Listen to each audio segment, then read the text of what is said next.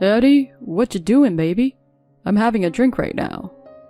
Began the call from my husband, Mark.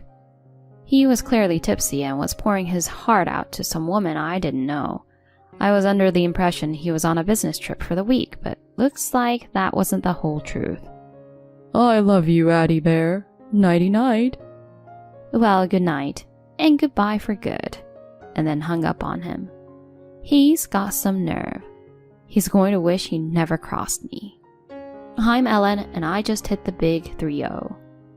I tied the knot about 4 years back, and I'm currently working a desk job. Our little family is made up of Mark, our adorable 3-year-old Emma, and yours truly, all cozy in our apartment. Mark and I first crossed paths at a group hangout set up by mutual friends. It was my first time at something like that, and to be honest, I was kind of freaking out. But lucky for me, Mark was seated right next to me and, picking up on my jitters, took the initiative to chat. Ellen, you seem a bit on edge. New to these kind of gatherings? Just a heads up, if you're not into drinking, don't feel pressured, he suggested.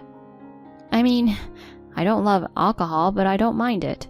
Thanks for being so considerate. He laughed, adding, Just remember, these things are meant to be fun, not a pressure cooker. In that moment, I was really digging his considerate vibe. We hit it off that night, swapped numbers, and the rest, as they say, is history. Fast forward a bit, he popped the question, and we had our dream wedding, and a year later, little Emma came into the picture. To anyone looking in, our life probably seemed picture perfect. But as I was finding out, sharing a life with Mark wasn't always a walk in the park. We were both hustling in the workforce.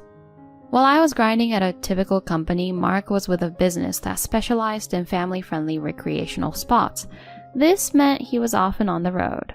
So when we decided to say I do, we also decided I'd take on the lion's share of the house stuff.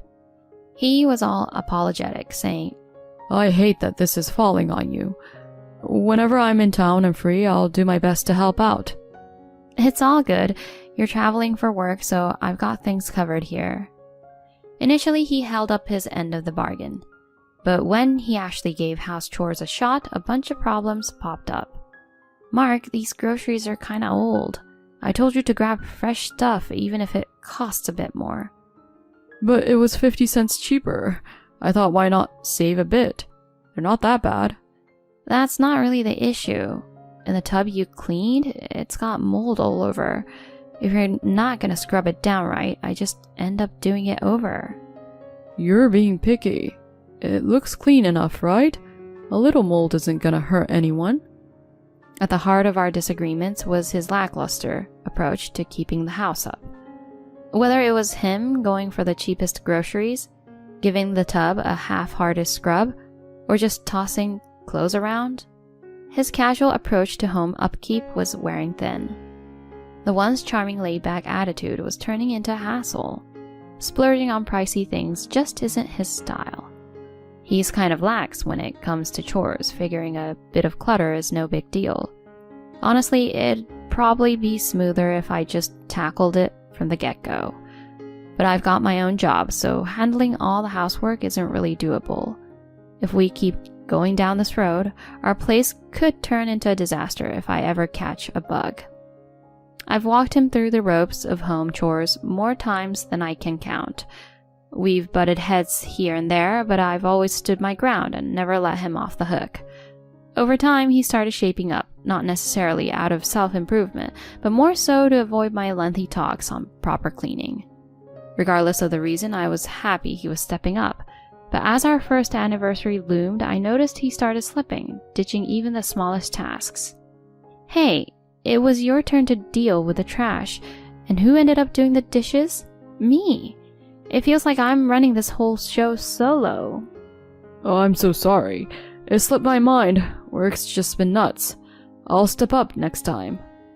But his string of empty promises was seriously getting old. But there was more to it. After our daughter was born, Mark just seemed to coast. Emma, you're a gem. Definitely got my good looks. Bet you're gonna be a stunner when you grow up. Keep aiming for the stars. It's sweet how much you love her, but could you maybe give her a bath now and then? I've got other stuff to handle. No. After a long day, you want me to skip my relaxing bath? Isn't it kind of your job to look after her? Just get to the chores after her bath. It just makes everything drag on. Between taking care of her and the house, I'm up super late. And that's not even touching on her wake-up calls at night. Yeah, he's head over heels for her, but he won't change a diaper or give her a bath. He keeps saying it's the mom's job and dumps it all on me. Talk about being old-fashioned. He should pitch in. She's his kid too. We're both working here and I'm not living off just his paycheck. Still, he'd always dodged the dad duties. As Emma got older, he started spoiling her rotten, buying anything she pointed at. I'd tell him to dial it back, but he'd just brush me off. We started butting heads more about how to raise her. Wait a minute, did you give Emma candy again? I told you she shouldn't eat before dinner. What if she skips her meal now? She gave me those puppy dog eyes wanting the candy. How could I say no? She was hungry and maybe she's into candy because your cooking isn't her favorite. It's not about that. You're overindulging her. Just the other day, you got her that toy she was fussing over. We need to set some limits. Lay off. What's the big deal if I use my cash to get my daughter some toys? You're way out of line for making a fuss.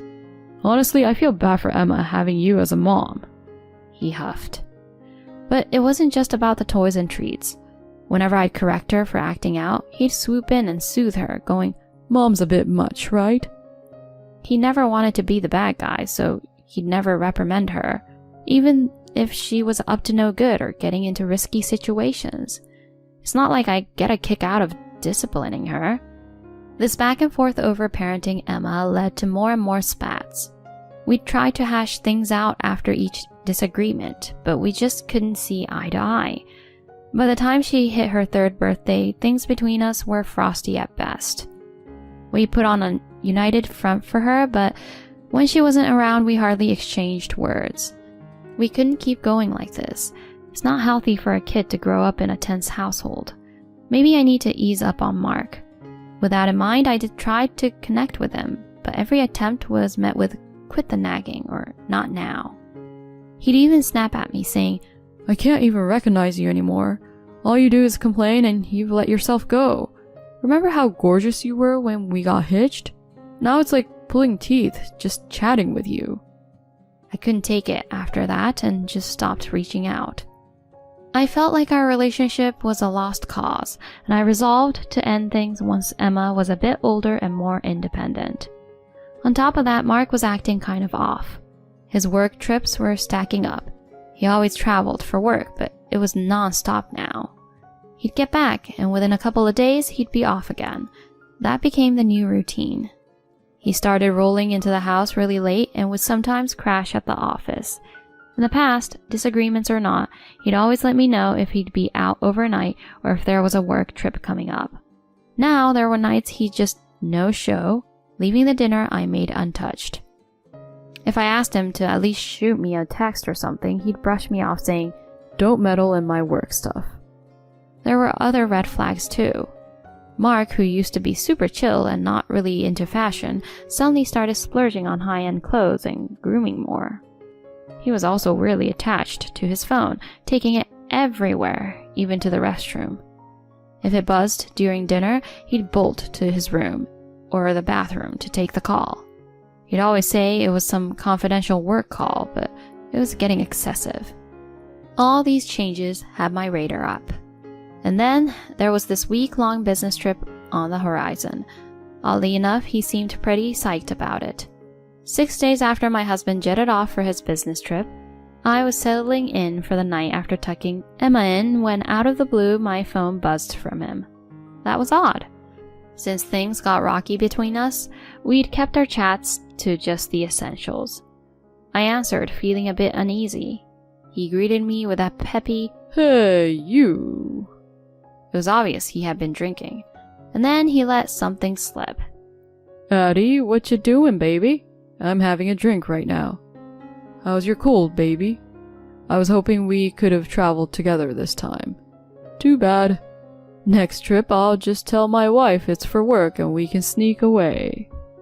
He was clearly mistaking me for another woman and poured out all these affectionate words. You're such a mix of sexy and sweet, Addie. Young, great body, and so caring. My wife? Nothing but nagging. Totally lost her spark. And those little wrinkles by her eyes? Yikes. As he rambled on, comparing this Addie to me, I just stayed silent on the other end. Seeming satisfied after his little vent session, he wrapped up with, Honestly, I wish we could just end the marriage so I can be with you, Addie. It's getting late. Gotta go. I love you, Addie Bear. Nighty-night. I calmly replied, Well, good night, and goodbye for good. Message received loud and clear. I heard his confused, What? But I didn't bother responding. Instead, I blocked his number, fuming and ready to confront him. He's got some nerve. He's going to wish he never crossed me. The next morning, I was chilling on the couch when Mark burst in, looking all frazzled. He could barely string a sentence together, managing about last night. I cut him off, pushing divorce papers towards him. Never expected you to spill your secrets during a late-night call. I was more surprised than angry. How on earth do you mix up your wife with your side piece? No, wait. That call wasn't what it sounded like. Just hear me out. You're talking about love and splitting up and you say there's a misunderstanding? This is happening. We're divorcing. And since you stepped out, you'll be footing the bill. No way. I was just running my mouth because I had too much to drink. I didn't cheat. We're not ending things. You got no evidence, right? Rolling my eyes, I pulled out some pictures and spread them out for him to see. His face lost all color as he looked at the snaps of him cozying up with another woman. It was undeniable proof of his cheating. No way. What's up with these photos? I've been on to your little secret for some time. I even checked with your office about those so-called business trips and found out you were taking personal time off. I was stunned to discover that he wasn't actually traveling for work as much as he claimed. So I got a private investigator on the case to dig up solid proof of his sneaky ways. He clearly didn't see it coming because he didn't bother covering his tracks. The detective didn't take long to find evidence. Turns out he's been seeing a woman from one of his company's clients. I guess things took off between them right around when our relationship hit rock bottom. Just so you know, I tipped off your company about your antics, and I'm gonna be seeking damages from her too. It's gonna get ugly, so strap in. He looked like he'd seen a ghost and was shaking in his boots. Then, out of nowhere, he dropped to his knees, begging. Helen, please rethink the divorce. Hattie meant nothing. You're my number one. I swear I won't stray again.